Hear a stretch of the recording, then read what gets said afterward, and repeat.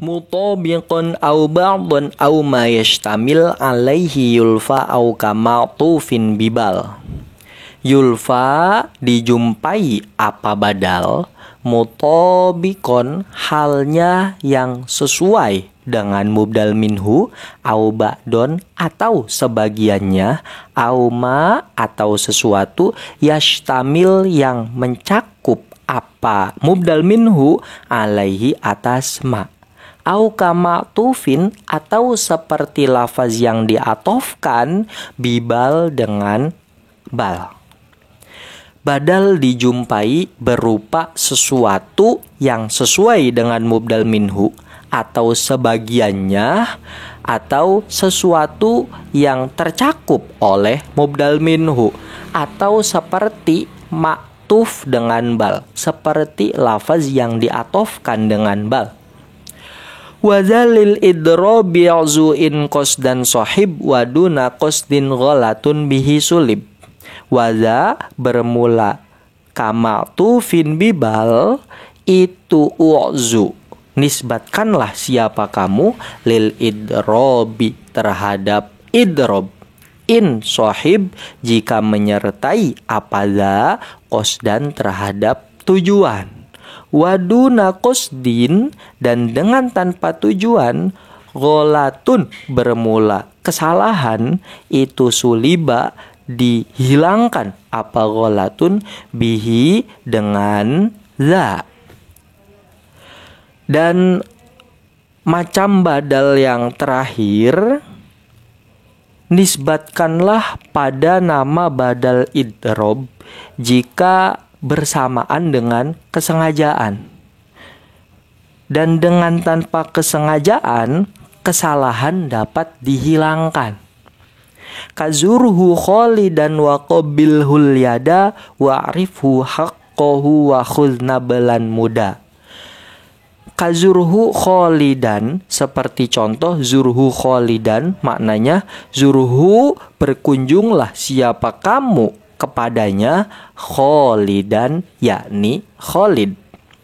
Wa qabilhul yada, dan contoh qabilhul yada maknanya qabilhu ciumlah siapa kamu terhadap dia, al yada yakni tangannya.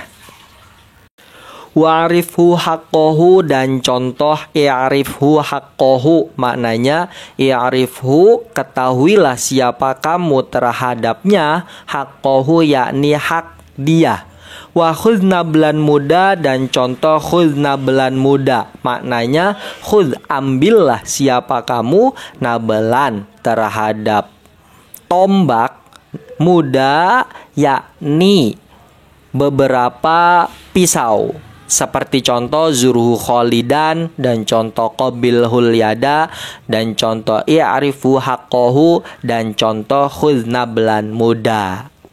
Nah, 3 bait ini menjelaskan tentang macam dari badal. Badal memiliki 4 macam. Yang pertama dinamakan dengan badal kul min kul, itu yang dimaksud dengan mutabiqon. Yang kedua dinamai dengan nama badal ba'd min kul, itu yang dimaksud dengan au ba'don dalam bait. Yang ketiga dinamai dengan nama badal istimal, itu yang dimaksud dengan au ma yashtamil alaihi. Dan yang terakhir dinamai secara umum dengan nama badal mubayin, itu yang dimaksud dengan au kama tufin bibal, ya. Intinya macam badal ada 4. Macam yang pertama, badal kul min kul, adalah badal yang sesuai atau yang sama persis dengan mubdal minhu-nya. Ya. Seperti dalam contoh marortu bi akhika Zaidin. Marortu berjalan siapa saya, bi akhika bertemu denganmu, Zaidin yakni Zaid. Lafaz Zaidin berkedudukan sebagai badal dan akhika berkedudukan sebagai mubdal minhu. Dan Zaidin dengan akhika itu maknanya sama. Zaidin ya seseorang yang begini, dan akhika saudaramu itu ya orangnya sama gitu ya. Si Zaid itu, si Zaid ya akhika ya Zaid. Ya, itu badal kul min kul. Yang kedua adalah badal ba'd min kul, yakni ketika si badal adalah bagian dari mubdal minhu. Seperti dalam contoh akal turroghifa sulusahu. Akal tu makan siapa saya ar-roghifa terhadap roti sulusahu, yakni 1/3 roti. Nah, lafadz sulusahu berkedudukan sebagai badal. Ar-roghifa berkedudukan sebagai mubdal minhu. Nah, sulusahu 1/3 roti ini merupakan bagian dari ar-roghifa, dari roti. Jadi ibarat rotinya itu bulat, kemudian dibagi 3. Nah, sulusahu ini ya cuman 1/3-nya. Berarti 1/3 roti merupakan bagian dari keseluruhan roti. Makanya sulusahu masuk dalam kategori badal ba'd min kul, karena si badal ini merupakan bagian dari mubdal minhu. Kemudian yang nomor 3 adalah badal istimal. Badal istimal adalah lafaz yang menunjukkan terhadap makna yang ada dalam mubdal minhu. Seperti dalam contoh a'jabani zaidun ilmuhu. A'jabani membuat kagum terhadapku siapa Zaidun Zaid, ilmuhu yakni ilmunya Zaid. Ilmuhu ini berkedudukan sebagai badal, Zaidun berkedudukan sebagai mubdal minhu, dan ilmuhu ini adalah sebuah lafaz yang menunjukkan sebuah makna yang ada dalam diri Zaid. Begitu. Karena si Zaid nih ya, si Zaid memiliki ilmu. Berarti ilmu kan adalah sesuatu yang ada dalam diri Zaid, ya. Kurang lebihnya ini ada perbedaan yang mencolok antara badal ba'd min kul dengan badal istimal. Kalau badal ba'd min kul ini sesuatu yang bersifat konkret, sesuatu yang bersifat nyata, yang memiliki materi. Seperti tadi akal turroghifa sulusahu, saya memakan roti, yakni 1/3-nya. 1/3 roti ini kan hal yang konkret, ya, hal yang nyata, bisa terlihat. Sedangkan kalau badal istimal ini juga sama, sesuatu yang merupakan bagian dari mubdal minhu. Cuman bagian tersebut bersifat abstrak, bersifat tidak dapat dilihat, hanya bisa dirasakan. Seperti contoh tadi a'jabani zaidun ilmuhu. Ilmu ini merupakan bagian dari Zaid, tapi ilmu ini hal yang abstrak. Begitu. Itu badal istimal, ya. Kurang lebih ada persamaan dengan badal ba'd min kul, yakni si badal merupakan bagian dari mubdal minhu. Tapi kalau badal ba'd min kul ini bersifat konkret, bisa terlihat. Kalau badal istimal ini tidak bisa terlihat, sifatnya abstrak. Dan untuk yang terakhir dinamakan badal mubayyin. Sesuai dengan namanya, mubayyin itu maksudnya ya beda. Si badal ini berbeda dengan mubdal minhu. Ya. Itu kalau dalam bait disampaikan oleh Syekh Ibnu Malik dengan perkataan au kama tufin bibal, atau seperti lafaz yang diatofkan dengan bal. Seperti dalam bab atof nasak, ketika kita contohkan Ja'a Zaidun bal Amrun, Ja'a telah datang siapa Zaidun Zaid, bal Amrun tetapi Amr. Amr ini sangat berbeda dengan Zaid. Artinya Zaid dengan Amr ya beda gitu. Ya, makanya dalam bait disampaikan dengan au kama tufin bibal. Ya. Dan badal mubayyin ini terbagi menjadi dua. Yang pertama dinamakan dengan badal idrob. Ya, dinamakan dengan badal idrob. Kita contohkan seperti ketika kita mengatakan akal tu khubzan lahman. Akal tu makan siapa saya, khubzan terhadap roti, lahman yakni daging. Nah, lahman ini berkedudukan sebagai badal.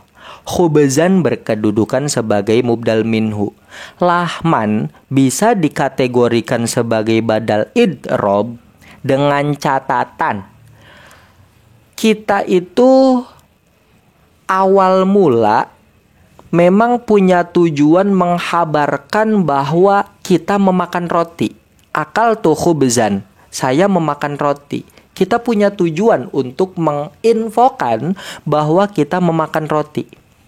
Kemudian setelah kita ngomong akal tuh khubzan, muncullah muncul fikiran untuk menghabarkan bahwa kita juga memakan daging. Makanya kita sampaikan lahman yang berkedudukan sebagai badal. Ya. Makanya ini persis seperti lafaz yang diatofkan dengan idrob ya, yang faedahnya idrob intikoli.